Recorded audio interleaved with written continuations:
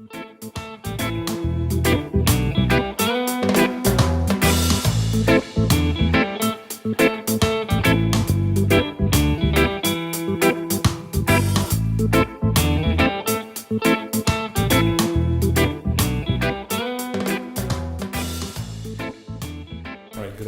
Larry Lancaster. I'm the CUPA supervisor for Humboldt County, and we have a long history with marijuana, and we're really out in the forefront for the longest time.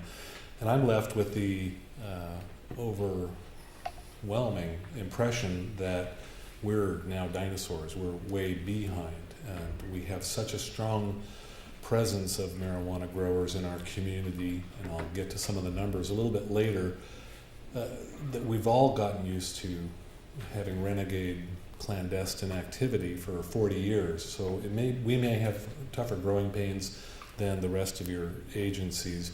In fact, I would say we're not on the grid. We remain off the grid, and so it's so interesting to see Riverside County and the parts of Calaveras County that are connected and doing their indoor grows, because we always had no electricity and had to deal with the violations that were associated with that.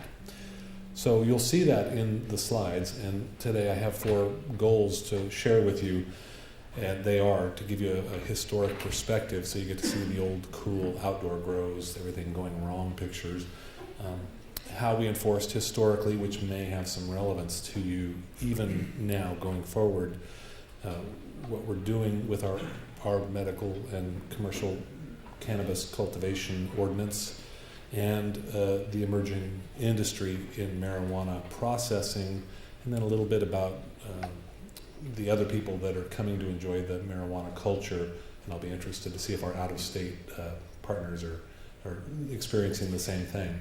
But before I do all that, I got so excited setting up this presentation because we got talking about what I studied, which was botany. So I want to see if you get thrilled by terms like chlorophyll A and B, Krebs cycle, light and dark reactions, geotropism, photoperiodism. No, anybody? Yeah, there's my peeps. All right, thank you. Excellent. Okay, so Humboldt County. It has always been a historic, idyllic place for the hippies to go and buy property out away from the grid, grow a few plants, pay the mortgage, have enough money to survive the rest of the year. And that was the world as I knew it growing up. I'm a 5th generation Humboldt person. So this was the changing environment that we experienced. It was a slow, steady change from farmers and cattle ranchers down in the southern Humboldt region to growers occupying that area, to growers that are aggressively protecting their lands. You may remember the punji stick scare stories, and don't go near a creek that had the black pipe running up it. That was all circa 1980, 1990. But now Prop 64 has made it so that anyone in California can be a potential grower, and so it's really changing the landscape for all of us. And maybe a little defensively, we're losing our kind of cool, unique role in the marijuana industry. Typically, we see, when we go out and do an enforcement, we do see business plan, hazardous waste, UST rarely, and APSA more often, types of violations. Typically, when we don't have an underground tank, we'll see things like no business plan, failing to report a release. We'll look at pictures of what that might look like. Unauthorized waste storage, no EPA ID, the typical things you might see associated with a spill.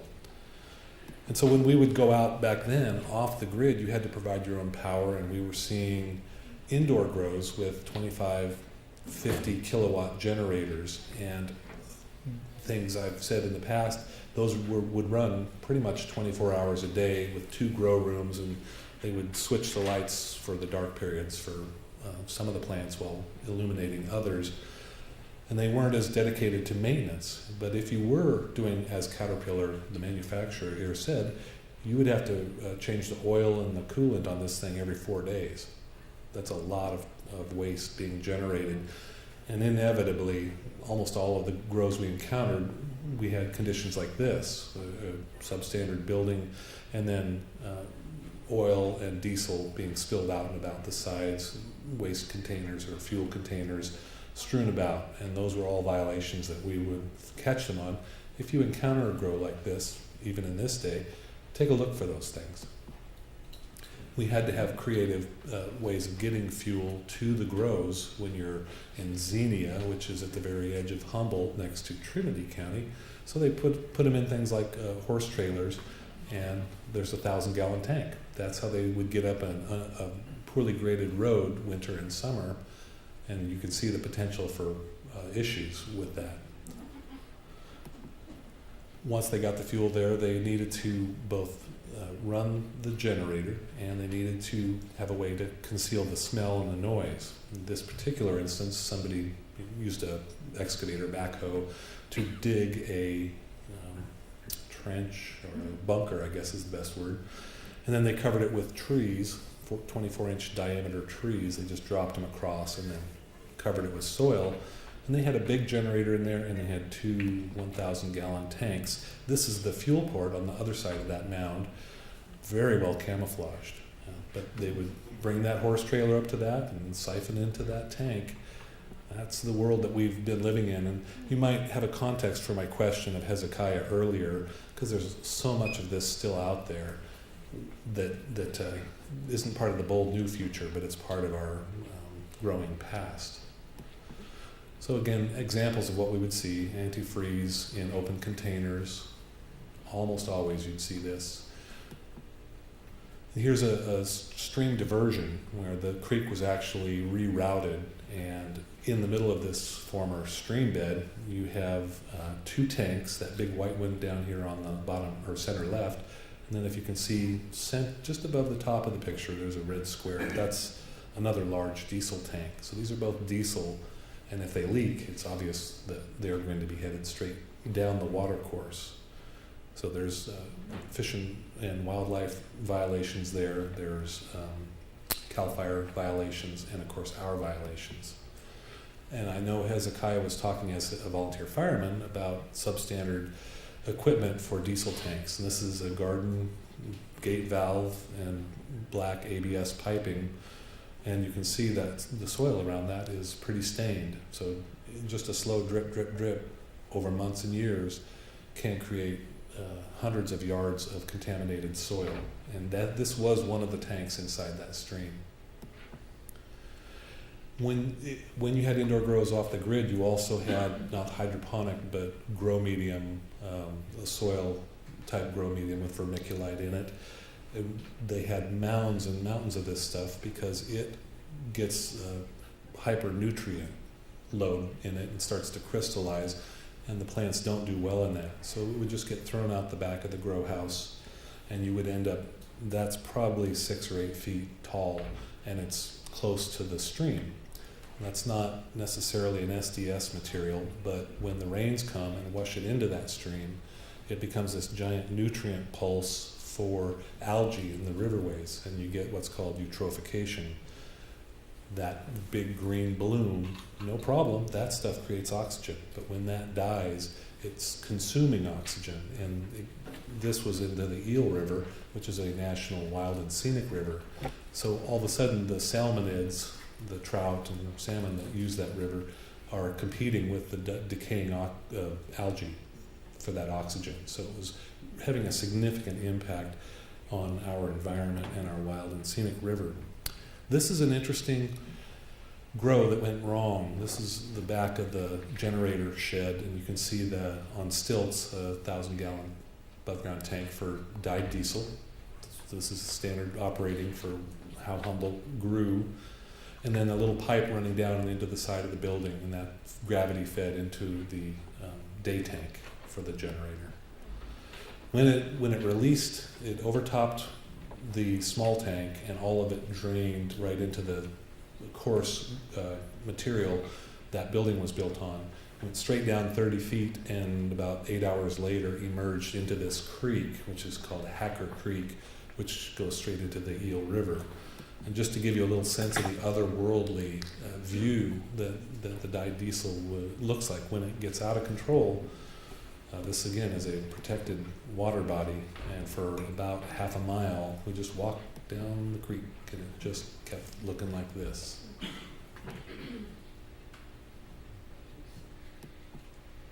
So that was it. That was a major cleanup. Now we're back to that other grow with the fill port. This is what those 2,000-gallon tanks looked like, where they weren't buried in soil. But the fact that they were buried in beneath grade made that an underground tank. So we enforced, instead of the 5 or 6 violations you saw, there were 29 violations for this one. And all of them were not having approved plans, not using a contractor to install your UST, and keep that in mind. You may see things like this happening. People want to hide it and be creative. So if you do have some renegade folks, consider using the underground storage tank regs when you do your enforcement. I believe this was the first time in the state that this had been applied to marijuana growers. Other good evidence, if you find yourself having to do an enforcement, oftentimes if it's a clandestine grow, you'll have the growers protecting themselves through security cameras, and that is actually data that you can use. Here is our local fuel provider dropping off their fuel to the marijuana grow, and there were other pictures of the guy eating food, and I think one he was relieving himself. It was very interesting. The sheriff was pleased to share that with us. They thought it was funny. So we've had historic challenges. Again, we're talking about the history of marijuana, and it's interesting because you've had what it's like all day today. So this look back gives you a little different view. Growers have historically in our county a clouded title, and they've had the escrow in a state of perpetual flux. I own it for 2 days less than escrow closes, and then I sell it to you, and you hold on to it for 58 days, and then she buys it from me. And that way we're always playing this roulette, which makes it much harder for us to find, okay, who owns this property and who's responsible for this cleanup and the violations that we see. When we do find the owner, oftentimes we can't deliver enforcement documents to them because they've been advised by their legal counsel, don't accept it. They're always in a P.O. box and they never pick up their letters. We've had to get creative and do things like hire private detectives and deputies. I mentioned in a class yesterday, we haven't gotten this far yet, but we're going to, in order to prove we're going to do an enforcement on you, we're going to have to put the whole document into the paper, a paper of record, publish it for 4 weeks in a row, and that will constitute proof of service. Sometimes you have to be extremely wily to get these people served. So just something to consider. Obviously, after the warrant, when you're in a warrant type situation, once that ends, you have to write another inspection warrant and let people know that you're coming because they don't want you there. And obviously the cartel grows are on government and timber land, so those are that 40% that Hezekiah was mentioning. And those guys are not kidding. We have a lot of, I don't want to be alarmist, but a lot of shallow graves in Humboldt County and people that just disappear. And obviously out-of-state ownership makes it difficult, and corporate ownership makes it much harder to find people who are here. And you may encounter that even in your on-the-grid, fixed location businesses. And oftentimes, if it's a criminal case, environmental violations get thrown into the mix of a plea bargain. If you'll agree to this misdemeanor, we'll throw out those other violations, and that kind of undermines our efforts.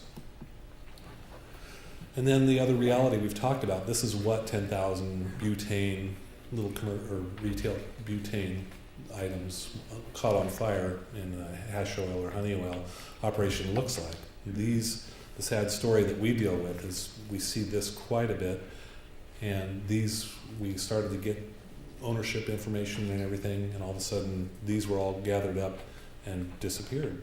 And then we found them through a solid waste complaint thrown into a creek about 5 miles away. So it's hard when you can't find who the property owner is, and they'll always tell you, well, I'm renting it to this person, and then they subletted it to that person. You guys, if you've dealt with this, you know what a huge problem these little containers are. They're just a nightmare. So now Humboldt County has licensed a honey oil facility, a couple of them in our county, and I wanted to show you this CO2 operation. I'll go a little faster than I would have because this will be your third, fourth, fifth time through. This is the receiving area. Blue is product in, and white is processed good material out. In this case, it's an oven with a vacuum on it. It's a low temperature oven to dry things out, and the vacuum kind of keeps it from oxidizing, so the product is better for you. A purifier, this machine is probably in the high 5 figures, if not low 6 figures. The material that has been cooked and prepared for CO2 pressure and extraction looks like this. You've seen many of the bubble hash and all those different pictures from earlier in the day. That's what our facility is looking like. And then different cylinders, and each one has a pressure for a different varietal of product, and liquid carbon dioxide is forced through them to liberate the THC.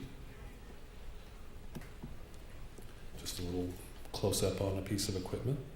And our CO2, that's what we're regulating for.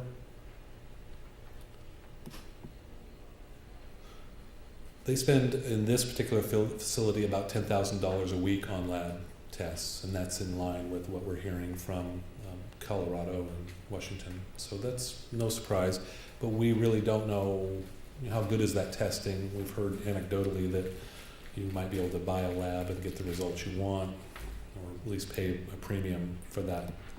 So further processing can be extraction through isopropyl alcohol in a dry ice bath.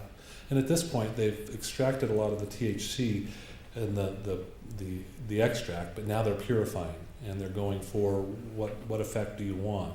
What variety are you going to shoot for? I will admire this lab because they don't waste a thing. As they go through the different layers of extraction, they're separating that stuff out and finding a market for it, all the way down to at the end where they have the scent of the THC, and they actually sell that to the government for training drug dogs. Entrepreneurialism. So there we go. At the bottom of this picture, you see 2 mason jar looking containers. Those are the efforts of one day at this lab, and they're just basically 2 jars like that. They're worth about $100,000 each, so it's $1 million every work week. Not bad work if you can live with yourself. Sorry. I went for the easy laugh.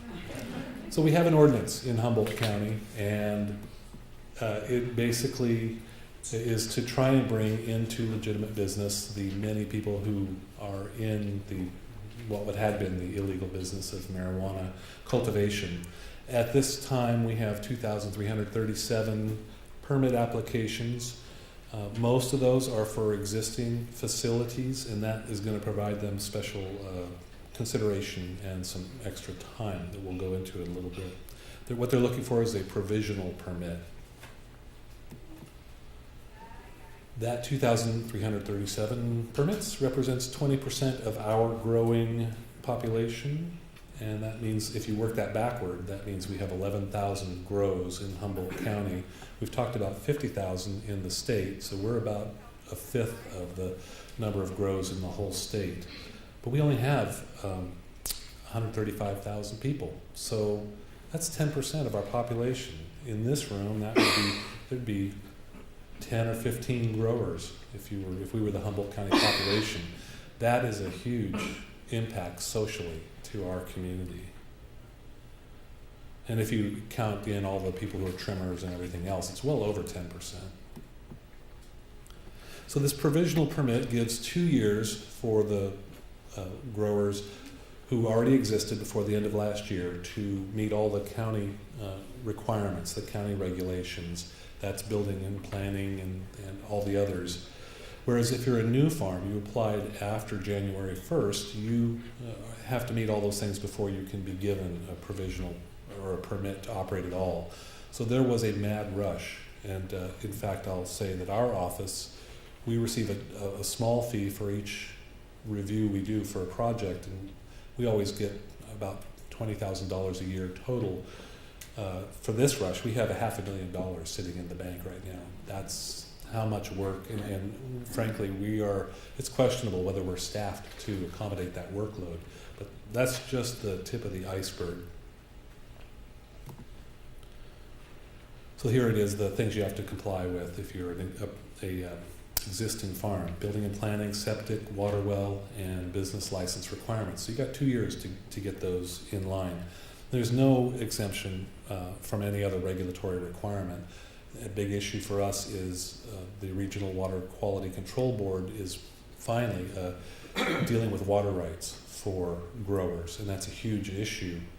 Hezekiah mentioned that it's a regional problem in the area that he's from.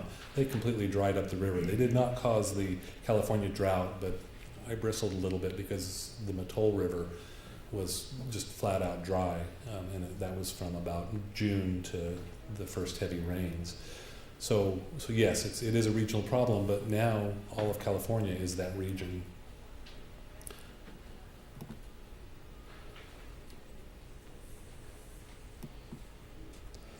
So federal enforcement, obviously, still in force. So if for some reason the federal government decided to come in, nothing has changed for them, they could drop in and do their eradication.